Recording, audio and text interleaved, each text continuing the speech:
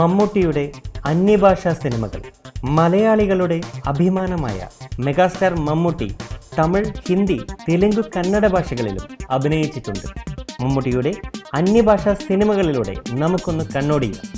1990 മൗനം സമ്മതം എന്ന തമിഴ് സിനിമയിലൂടെയാണ് തമിഴിൽ മമ്മൂട്ടി ആദ്യമായി അഭിനയിക്കുന്നത്.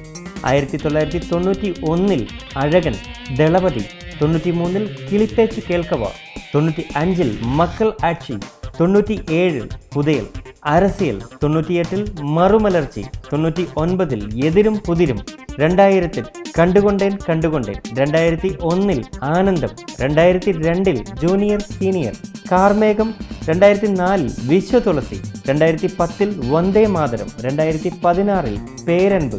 ഇങ്ങനെ 16 തമിഴ് സിനിമകളിൽ മമ്മൂട്ടി നായകനായി അഭിനയിച്ചിട്ടുണ്ട്.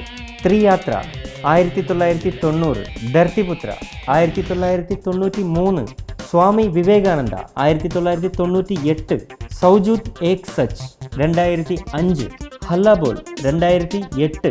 ഇങ്ങനെ 5ഓളം ഹിന്ദി സിനിമകളിലും മമ്മൂട്ടി നായകനായി അഭിനയിച്ചിട്ടുണ്ട്. 1992 സ്വാതികിരണം, 1997 സൂര്യപുത്രലു, 1998 റെയിൽവേ കൂലി. ഇങ്ങനെ 3 തെലുങ്ക് സിനിമയിലും മമ്മൂട്ടി നായകനായി അഭിനയിച്ചിട്ടുണ്ട്.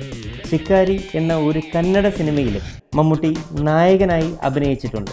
2000 ഡോക്ടർ ബാബ സാഹിബ് അംബേദ്കർ എന്ന ഇംഗ്ലീഷ് സിനിമയിലും മമ്മൂട്ടി നായകനായി അഭിനയിച്ചിട്ടുണ്ട്.